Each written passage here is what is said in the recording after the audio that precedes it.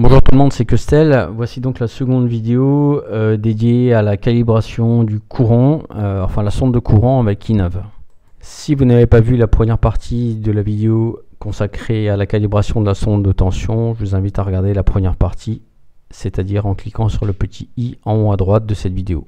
Bon, avant de commencer, je vous invite à bien attacher votre modèle parce que qui dit test d'ampère dit test de puissance. Donc ça, c'est déjà une première chose. Pour mesurer le courant, j'utilise un multimètre. Mais vous pouvez utiliser un power meter comme celui-ci, ou bien prendre un ampèremètre et bien le brancher en série sur le calibre ampère. Donc là vous voyez comment j'ai fait, donc il est bien en dérivation, et ça c'est donc mon ampèremètre qui est bien sur le calibre ampère. Alors si vous utilisez une carte type Matek F405 ou F411, vous avez un paramètre qui est intéressant. Donc pour les Matek, pour chaque carte, sur la documentation sur le site internet de Matek, vous trouverez donc un current sensor SCAL qui est pour la F405 donné à 317. Cette valeur est un paramètre d'usine correspondant à l'étalonnage du capteur de courant. Si vous avez une autre carte de contrôle qui n'est pas une Matek et que vous ignorez en fait le SCAL du current sensor, c'est pas très grave parce qu'on va voir ensemble comment trouver le bon SCAL. Et d'ailleurs l'objectif de cette vidéo c'est justement de trouver le bon SCAL parce que le SCAL qui est donné par défaut apporte souvent des grandes imprécisions. Donc maintenant on va voir concrètement comment faire pour améliorer cette précision. On va commencer par la calibration de l'offset. Alors je suis dans configurator, sur l'onglet configuration dans le tableau current sensor et bien sûr l'option current sensor est activée. Une petite remarque importante, toutes les cartes de vol, les contrôleurs de vol ne sont pas tous équipés d'un capteur de courant. Donc avant d'en acheter une, renseignez-vous pour savoir si vous avez bien un capteur de courant présent sur votre carte de vol.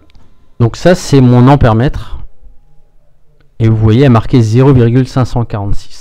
Les 0,546 ou 546 mA correspondent à la consommation de mon avion sans que le moteur soit allumé. Pour être clair, c'est la consommation de mon VTX, de ma caméra, de mes servos, de toute l'installation électrique à bord sans que le moteur soit allumé. Ok, maintenant on va retourner dans Current Sensor et vous voyez dans le champ Offset, j'ai une valeur qui est à 23,1 que je vais modifier. Dans le champ en dessous, vous voyez, il y a marqué Battery Current, qui est donc le courant mesuré par Inav. Le but est très simple, c'est de modifier la valeur dans le champ Offset afin de faire correspondre ce qu'affiche votre ampèremètre physique par rapport à l'ampèremètre sur Inav. Pour ce faire, il faut un petit peu tâtonner au niveau des valeurs, de telle façon à faire correspondre l'affichage de Battery Current avec l'affichage de votre ampèremètre qui est donc branché sur votre installation. Donc maintenant je peux dire que finalement mon installation consomme 550 mA, c'est ce que mesure Inav et c'est ce que mesure mon ampèremètre en série. Maintenant je prends une LiPo chargée, donc une 4S 1800 mA. Donc là je branche mon avion, je branche ma radio et on y va. Donc là je mets un petit peu de throttle doucement. Voilà. On doit être à peu près à 30% de throttle. Et là, je peux tout de suite aller voir mon ampèremètre. Et vous voyez, là, il consomme 5 ampères. Et cette valeur sera quasiment équivalente sur Inav. Alors, il peut y avoir on va dire quelques imprécisions, mais c'est vraiment pas très important. Alors maintenant, ce qu'on va regarder, je vous ai mis donc l'OSD. Donc vous voyez l'OSD à gauche, ça c'est le throttle, le pourcentage de throttle. Ensuite, ce que vous voyez en bas à droite de l'écran, vous voyez donc un nombre qui est exprimé en milliampères. Et donc ça c'est la consommation de ma batterie.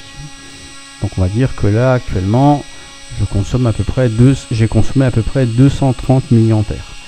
On va aller jusqu'à 900 milliampères. Ça c'est important pour le test. Je m'arrête à 900 milliampères précisément. Et si vous regardez tout en haut, juste en dessous de la tension, là, vous voyez, vous avez l'ampérage qui est à 9 ampères. Donc en fait on a donc le throttle, la consommation en milliampères en bas à droite, et tout en haut à côté, en dessous de la tension, vous avez l'ampérage instantané. Bon, j'ai écourté un petit peu la vidéo parce que je voulais pas passer les 10 minutes à faire des accélérations. Et là vous voyez, durant ces 10 minutes en fait j'ai fait plusieurs paliers. J'ai fait un palier à fond, donc à 100% à 20 ampères, puis j'ai baissé à un moment donné à 13 ampères, donc ce qui revient à peu près à 70% de throttle pendant quelques minutes. Puis ensuite j'ai baissé de nouveau à peu près 5-6 ampères. L'idée c'est vraiment de faire des paliers et de respecter votre manière de voler, afin que vous simulez quasiment un vol. Ça veut dire que vous mettez 100% quand vous mettez du gaz jusqu'à quasiment l'atterrissage, où vous réduisez complètement les gaz. Le but est vraiment de simuler le vol que vous faites. Alors bien sûr vous pouvez faire un vol normal, ça revient au même. Moi je le fais en atelier parce que ça me permet de régler plus rapidement mes modèles, hein. Mais vous pouvez tout à fait aller sur le terrain et faire vos vols, hein.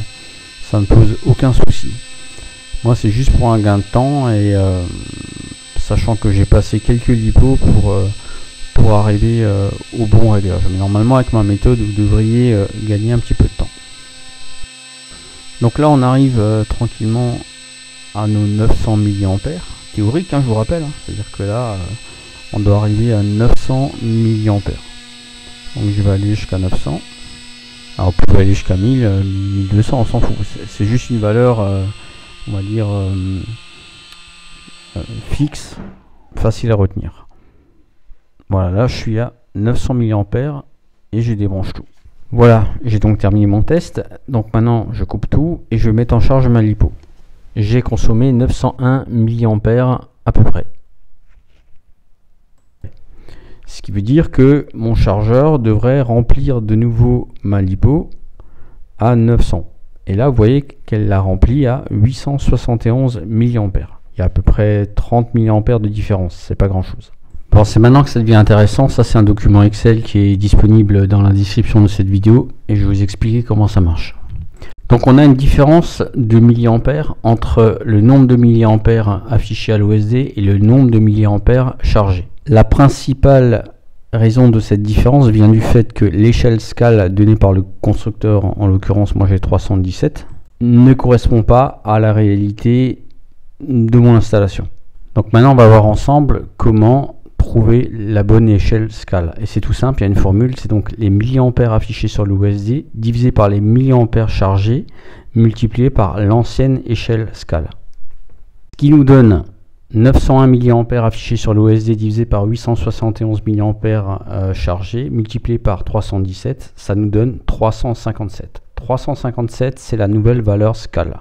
Donc là on retourne sur mon document Excel et on a donc en 1 l'ancienne valeur SCAL, en 2 donc le nombre de milliampères consommés et en 3 le nombre de milliampères chargés. Et donc en 4 vous voyez donc la nouvelle valeur SCAL qui conviendra de renseigner dans le champ SCAL d'Inav.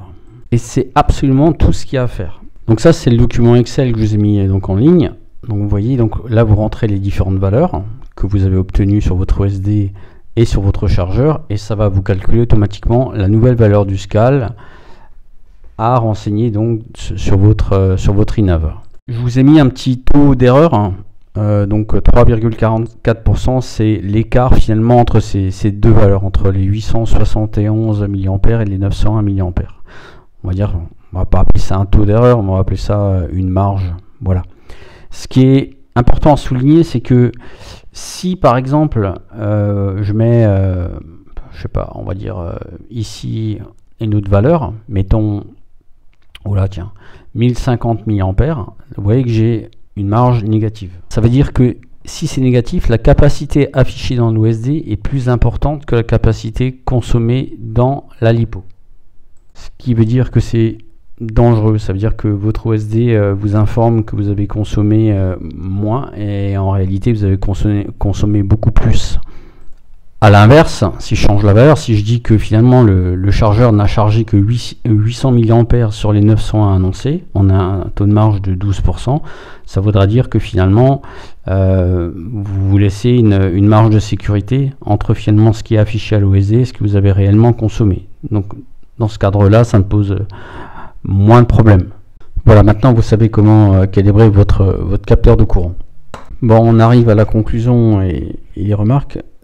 Donc déjà, pour que ça fonctionne, il faut bien respecter la méthode. Pour commencer, il faut bien calibrer la tension. Ça, on l'a vu lors de la première vidéo. Ensuite, il faut calibrer l'intensité de fonctionnement, donc l'offset. Ensuite, renseigner le scal du constructeur s'il est indiqué. S'il n'est pas indiqué, vous mettez une valeur entre 200 et 500. Ensuite, vous videz une lipo à peu près entre 700 et 1500 milli. À différents niveaux de throttle, 30, 50, 70 et 100%, ce qui équivaut aux différents modes de vol ou à votre façon de voler. Ensuite, vous prenez note de la valeur consommée dans votre OSD. Ensuite, vous chargez votre lipo, vous prenez note de la valeur chargée de votre lipo. Vous utilisez la formule que je vous ai donnée ou bien vous utilisez le document Excel en ligne qui est dans la description. Vous refaites un test, vous videz une lipo et vous recommencez le test pour voir si la différence, finalement la marge d'erreur entre ce qui est consommé et affiché est correcte.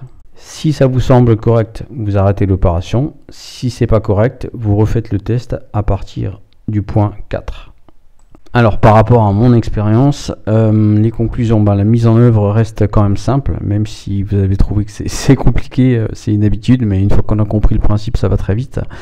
Ça permet une précision pour la tension donc inférieure à 0,5% et 7% pour l'intensité, ce qui est tout à fait correct.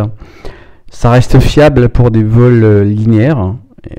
Quand je dis linéaire, encore une fois, c'est pas en volant en quad à fond et puis en ayant des grosses amplitudes sur le throttle. C'est vraiment pour des vols type long range ou middle range sur des ailes, sur des avions ou des ailes ou peut-être même des quads long range. En tout cas, c'est fiable pour des vols linéaires, j'insiste là-dessus.